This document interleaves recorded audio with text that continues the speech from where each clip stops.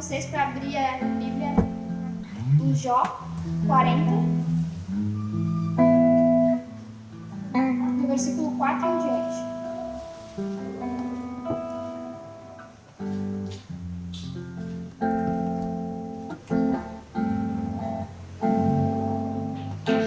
Amém? Então aqui diz: sou indigno, que te responderei eu? Ponho a mão na minha boca, uma vez falei e não replicarei. Aliás, 2 vezes, porém, não prosseguirei. Então o Senhor, do meio de um redemoinho, respondeu: cinge agora os lombos como homem, e eu te perguntarei e tu me responderás. Acaso anularás tu de fato o meu juízo? Ou me condenarás para te justificares? Ou tens braço como Deus, ou podes trovejar com voz como ele faz?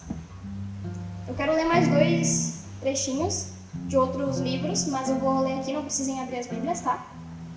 O outro está lá escrito em Isaías 6:5. Ai de mim, pois eu sou perdido, porque sou um homem de lábios impuros e habito no meio de um povo de impuros lábios. Os meus olhos viram o Rei, o Senhor dos Exércitos. Quero ler também um outro trechinho em 1 Timóteo 1,15, que diz: Cristo Jesus veio ao mundo para salvar os pecadores, dos quais eu sou o pior. Com esses trechos que eu li aqui, nós conseguimos compreender que não há nenhum homem, nenhum santo no mundo que não tenha sentido sobre si a sua indignidade de receber o amor de Cristo, né? E se Jó, Isaías e Paulo foram constrangidos a declarar: eu sou indigno, quem de nós se envergonhará se unir neles nessa confissão, né? Se a graça divina não erradicou do crente todo o pecado, quem somos nós para fazer sobre si alguma coisa?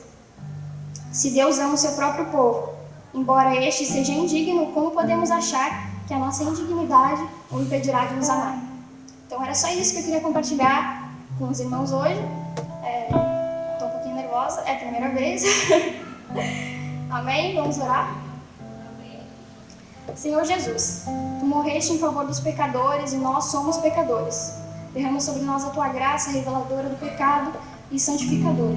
Agradecemos a nossa união aqui hoje e pedimos que o Senhor mantenha conosco e agradecemos o Seu amor. Amém.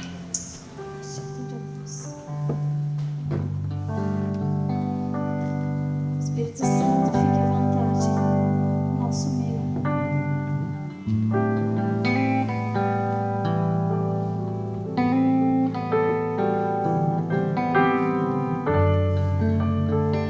Espírito Santo, fique à vontade no nosso meio.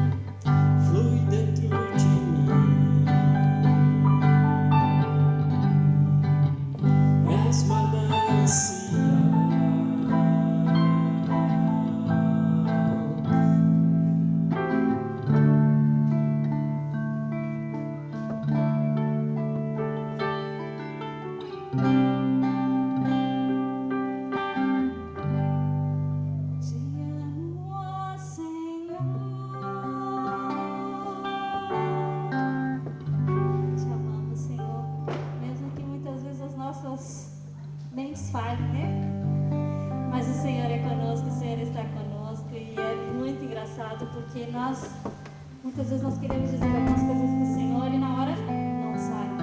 Às vezes a gente programa algumas coisas e essas coisas não acontecem. O Senhor tem momento para cada coisa, o Senhor tem palavras para cada horário. É o Senhor que programa as nossas vidas, não é? E o que importa é louvarmos ao Senhor e adorarmos o seu santo nome. O que importa é isso.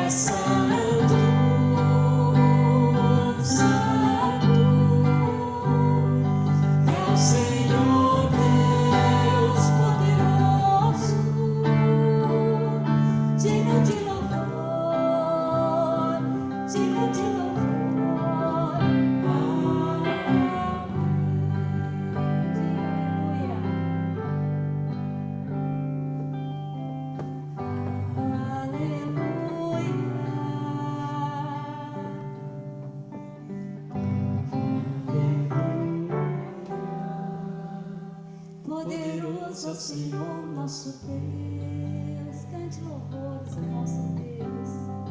Cante e adore ao Senhor.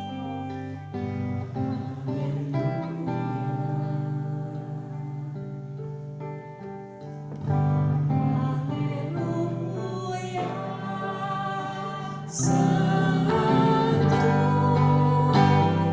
Santo é o Senhor Deus poderoso,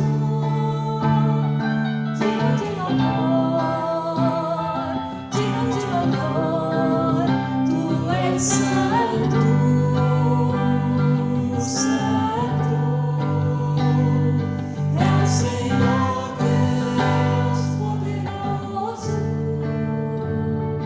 digno de louvor, digno de louvor.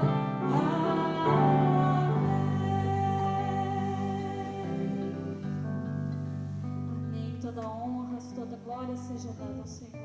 Por vezes, na caminhada da vida, seremos surpreendidos por situações ou fatos em que nos sentiremos sem saber o que fazer. Em outras vezes, seremos expostos a circunstâncias em que não teremos nem como reagir. E ainda em outras, nos sentiremos tão pequenos que, ao olharmos ao nosso redor, não encontraremos em nós, nem em nenhum outro lugar, solução para tais circunstâncias. E quem sabe, desanimaremos até da própria vida. Afinal, nem tudo sai como esperamos, nem tudo acontece como planejamos, e em diversos momentos em nossa história, tudo falha.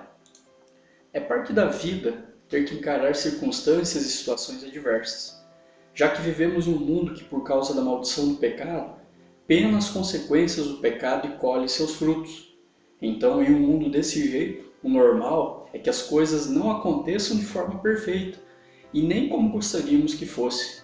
E especialmente para a vida de uma pessoa que conhece a Deus, olhar para esse mundo, conhecendo o que a Bíblia revela do porquê de o mundo estar assim, é realmente triste, pois essa pessoa compreende que todas as mazelas e consequências do pecado que a humanidade colhe e vive é justamente pelo afastamento de Deus.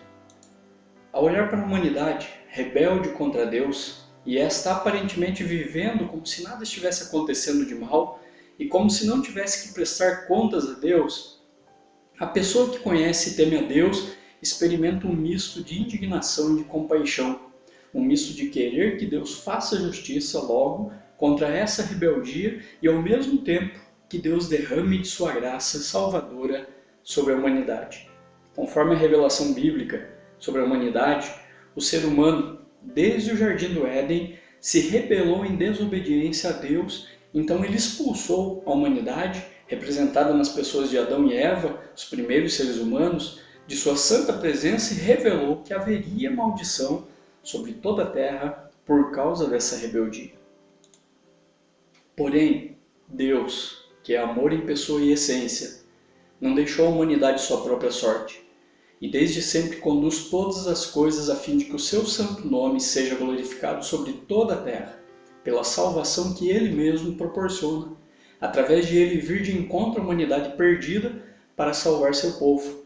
Então, a pessoa que é alcançada pela graça de Deus é salva por meio do sangue de Jesus. Ao se deparar com a condição em que a humanidade está, resta ficar indignado mesmo e se colocar em oração para que Deus tenha misericórdia e compaixão. Eu gostaria de ler e refletir com você sobre a conversa que um homem chamado Abacuque teve com Deus.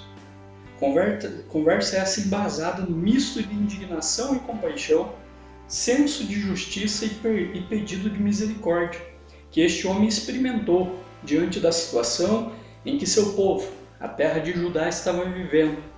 Leia comigo o livro de Abacuque, capítulo 3, versículos 1 e 2 e versículos 17 a 19.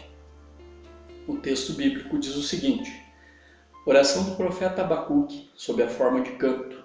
Tenho ouvido, ó Senhor, as tuas declarações e me sinto alarmado. Aviva a tua obra, ó Senhor, no decorrer dos anos, e no decurso dos anos faze-a conhecida. Na tua ira, lembra-te da misericórdia. Agora, versículos 17 a 19. Ainda que a figueira não floresça, nem haja fruto na vide, o produto da oliveira minta e os campos não produzam mantimento, e as ovelhas sejam arrebatadas do aprisco, e nos currais não haja gado. Todavia, eu me alegro no Senhor, exulto no Deus da minha salvação.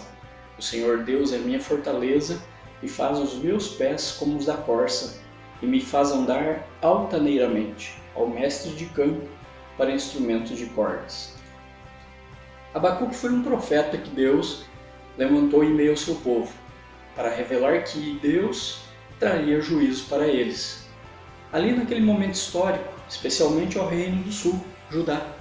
O motivo de Deus trazer juízo era porque, como fora em boa parte da história do seu povo, o povo estava longe de sua palavra e não mais o buscava e o adorava, mas estava cometendo injustiça, opressão, violência e litígio. Todas essas práticas oriundas do pecado e que, segundo a lei de Deus, não deveriam ser praticadas pelo povo. Abacuque compreende que Deus era justo, sim, em trazer juízo, e que Deus tinha toda a autoridade em permitir o castigo ao povo, visto que o povo não era inocente naquelas práticas, pois orientados pela lei de Deus, sabiam que tais práticas eram proibidas e pecaminosas. Mesmo assim, continuavam praticando. Então, Deus revela ao profeta que seu juízo viria por meio das mãos de um povo incrédulo, os caldeus ou os babilônios. Povo este que, segundo Deus, era uma nação impetuosa e amarga, poderosa, destrutiva, violenta, uma nação para a qual ninguém era páreo e que também entendia-se como sendo uma nação que era um deus na terra. Esse era o entendimento dos babilônios sobre eles mesmos. E Deus falou para Abacuque que traria o juízo sobre a mão, por meio da mão dos babilônios, então, sobre o seu povo. Ao tomar conhecimento dessa revelação, em que Deus, para trazer juízo e fazer justiça contra o seu povo, Judá, levantaria os caldeus, Abacuque então se posiciona e, fazendo as vezes de um sacerdote, em uma atitude de mediador entre o povo e Deus, clama a Deus por sua misericórdia. Abacuque, em sua queixa a Deus sobre o juízo vir pelas mãos dos babilônios, diz que esperaria para ver o que Deus responderia. Um fato interessante sobre o livro de Abacuque é que é o único livro do Antigo Testamento que consiste de um diálogo inteiro entre Deus e um ser humano. Esse detalhe embeleza ainda mais esse momento na vida do profeta, pois demonstra que Deus tem relacionamento e dá acesso a todos aqueles que o temem de fato e de verdade. Logo, Abacuque não estava colocando sua queixa diante de um Deus falso e nem de um mero ídolo, mas quem o estava ouvindo realmente era o Criador de todas as coisas. O nome Abacuque significa aquele que abraça. Como dizem alguns teólogos, Abacuque, naquele diálogo, está sendo abraçado por Deus, que o ouve e se relaciona com o profeta. Tendo essa liberdade, portanto, com Deus, Abacuque se sente em paz com Deus em interceder para que ele lembrasse de sua aliança com seu povo e tivesse misericórdia. Abacuque, naquele diálogo, representando o povo, chama Deus de meu Deus, ó meu santo, no capítulo 1, versículo 12 do seu livro. Nomes estes de Deus que significavam um relacionamento exclusivo que Deus tinha com o seu povo. Abacuque recebe, então, a resposta de Deus à sua queixa, em que Deus afirma que o juízo viria, inclusive com data marcada. Você encontra isso no capítulo 2 do livro de Abacuque, versículo 3. Deus fala, está para cumprir-se no tempo determinado.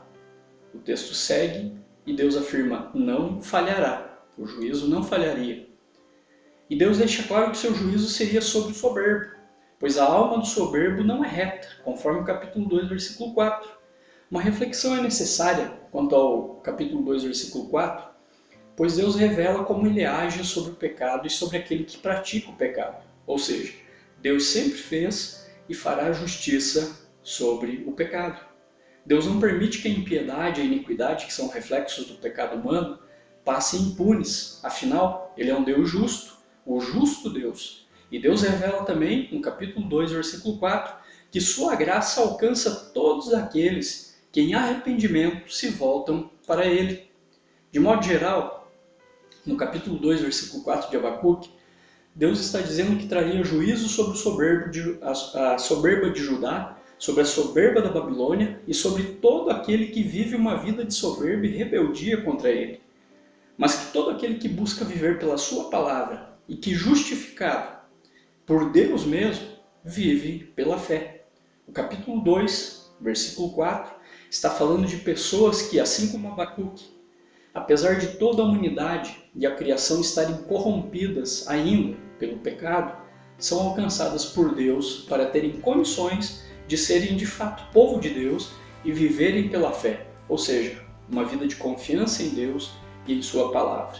Logo, tais pessoas, em momentos de dificuldades e temores, agirão como Abacuque naquele momento, pois, por saberem que isso agrada a Deus, se voltarão a Deus e a sua palavra e recorrerão à oração para estarem na presença de Deus, buscando esconderijo e refrigério para as suas vidas. Quando Abacuque recebe a resposta de Deus, a sua queixa, ele compreende que o juízo viria sobre o povo. Esse povo que estava voltado à idolatria e ao paganismo. Em seu diálogo com o Senhor, ainda no capítulo 2, após a resposta divina, Abacuque então evoca ais sobre os caldeus, especificamente sobre as práticas pecaminosas que eles estavam vivendo. Agressão, altivez, violência, desumanidade e idolatria. E especialmente no capítulo 2, versículo 14, após Abacuque evocar o ai contra a violência dos caldeus, ele, de forma a profetizar sobre a vinda de Jesus, diz que mesmo que os babilônios dominassem cidades, a terra não era deles, mas do Senhor que, então, encheria a terra do conhecimento de sua glória, como as águas cobrem o mar. Ou seja, o reino caldeu era limitado, o de Deus é ilimitado e eterno. Evocar um ai sobre alguém, ou sobre um povo, era desejar que, pelo tamanho da iniquidade que tal pessoa ou povo estava vivendo, Deus viesse realmente com um juízo destruidor e impetuoso sobre eles. É de se entender essa evocação do profeta contra os caldeus, visto o modo de vida e o modus operandi em que vivia a Babilônia, em total idolatria e total desconhecimento de Deus. Então Abacuque finaliza o capítulo 2, mais uma vez lembrando que Deus mesmo, permitindo que seu povo fosse feito cativo, pelos caldeus, não tinha perdido o rumo da história e sempre é digno de toda a glória e toda a honra que o ser humano deve lhe prestar. O texto diz: o Senhor, porém, está no seu santo templo, cale-se diante dele toda a terra. Então, chegamos ao derradeiro capítulo da profecia de Abacuque, capítulo 3, em que, diferente de como ele começou o seu diálogo com Deus, ou seja, fazendo um interrogatório a Deus sobre seu juízo contra Judá, agora Abacuque finaliza esse diálogo em uma atitude de oração e intercessão a Deus. O profeta diz que ao ouvir sobre a declaração do juízo de Deus contra Judá, ele se sentia com temor, ou seja, estava aterrorizado com aquela notícia que de fato era terrível. Deus trará juízo e não tardará. Aprendemos com essa palavra de Abacuque que sim, há situações e momentos que Deus permite na história do ser humano em que não teremos uma explicação, nem poderemos fazer nada, mas temos a certeza de que tudo está sob o controle, permissão e desígnio de Deus para a sua própria glória. E muitos desses momentos em que, como foi também com Abacuque, aparentemente até nossas orações falharão, e tudo humanamente falhará. O que nos restará será mesmo um momento, de repente, passageiro, mas nós enfrentaremos talvez um momento dessa maneira, um sentimento de temor e de terror, como o profeta sentiu. Porém, também da mesma forma como orou Abacuque, o povo de Deus, nesses momentos em que tudo parece falhar, recorrerá à graça e à misericórdia de Deus. Abacuque apela para que Deus avivasse a sua obra. Aqui o significado é de que Deus trouxesse a vida novamente, apesar do quadro de desolação em que Judá estava e as portas de um juízo, a sua misericórdia sobre eles, assim como já havia feito em outros momentos da história do seu povo. Abacuque pede que, mesmo irado contra eles e contra os seus pecados, Deus se lembrasse de que Ele é misericordioso. Há alguma maneira de Deus esquecer quem Ele é? Ou Deus esquecer que Ele é misericordioso? Jamais. Deus é perfeito em tudo. E obviamente Abacuque não está dizendo que Deus, porventura, pudesse esquecer-se de quem Ele é. O que o profeta está pedindo é que Deus, de fato, agisse com misericórdia. Então, Abacuque, após orar, engrandecendo a Deus, conforme nós vemos no capítulo 3, versículos 3 a 16, mais uma vez, ele pede que Deus traga juízo sobre os caldeus e que, em silêncio, ele esperaria o dia deste juízo. Então ele finaliza sua oração de maneira confiante, não mais temeroso, não mais olhando para as circunstâncias momentâneas, mas esperançoso no cuidado de Deus, não mais angustiado, mas em adoração. Abacuque então demonstra que sua confiança, esperança e fé não estavam na economia, nem na política, e muito menos em deuses falsos, coisas tais em que Judá estava se corrompendo e se prostituindo. Abacuque compreende que deveria enxergar além das circunstâncias e das pessoas. As circunstâncias e as notícias não eram boas, assim como as pessoas naquele tempo não eram também, e nem o são até hoje, infelizmente. Ele compreende que deveria olhar para o alto, confiar na palavra de Deus e crer que mesmo que tudo aparentemente estivesse falhando e perecendo, Deus estava no controle e sempre cuidando dos seus, como sempre fez e sempre o faz. O profeta expressa isso dizendo que a figueira poderia não florir, a videira não produzir uvas, os campos não produzir alimento e até mesmo os rebanhos fossem destruídos e roubados dos currais, mas que ele continuaria alegre, exultante, festivo, pois sua esperança não estava naquela tragédia vindoura, mas no Deus que está acima de qualquer tragédia humana. A alegria, exultação e regozijo do profeta não era algo doentio, em que ele estivesse sentindo prazer naquela situação. Pelo contrário, era justamente porque ele sabia que, apesar daquela terrível situação e juízo por vir, Deus o estava ouvindo e se relacionando com ele de forma pessoal, e com isso estava sustentando pela sua palavra. Por meio deste momento na história de Judá, por meio da atitude do profeta Abacuque, Deus nos revela que ele jamais deixará o pecado impune, pois o pecado é rebeldia contra ele, logo algo que merece todo juízo e ira de Deus de fato. Outro ensino é o de que o povo de Deus sempre será alvo do seu amor e graça, pois para que a ira de Deus contra os pecados de seu povo fossem pagos, Deus mesmo, por meio de Jesus, encheu a terra do conhecimento de sua glória e redimiu seu povo pelo sangue do Rei glorioso. E ainda que, mesmo que tudo pareça falhar, as circunstâncias sejam adversas, a humanidade esteja cada vez mais se afastando de Deus, Ele continua, como sempre estará, no controle da história humana. E nessa história, Ele conduz a vida daqueles que são seus e se relaciona pessoalmente com eles, pois Ele, Deus, não está longe do seu povo. Quero fazer uma pergunta para você. Quando tudo falha, quando as coisas apertam, quando o coração aperta, para onde você corre? Para quem você recorre? Ao dinheiro? Aos prazeres? Às alegrias momentâneas? Aos ídolos? Abacuque mostra que o meio e o fim de sua verdadeira paz, alegria e regozijo diante daquela situação difícil era o próprio Deus. Ele disse que, ainda que, ele se alegrava no Senhor. Ele exultava em Deus por saber que Ele era o seu Salvador.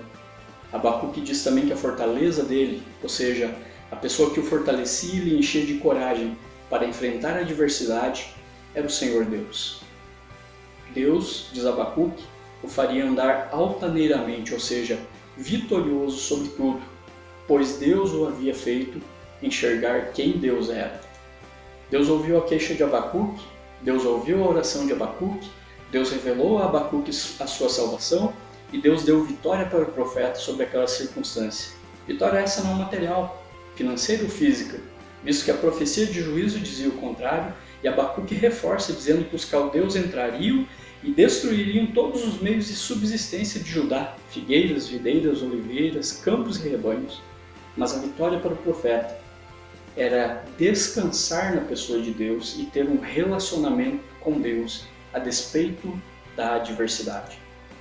O livro do profeta Abacuque, portanto, nos faz entender que, diante das circunstâncias adversas da vida, dos momentos difíceis e amedrontadores, toda aquela pessoa que tem um relacionamento com Deus por meio de Jesus tem onde recorrer. E que por mais que aparentemente tudo falhe, Deus não falha. Deus cuida dos seus e os sustenta. Deus age com misericórdia, se relacionando pessoalmente com os seus. E Deus está no controle de tudo, por isso não há espaço para o temor. O que fazer quando tudo falha? Se alegrar, exultar e confiar em Jesus.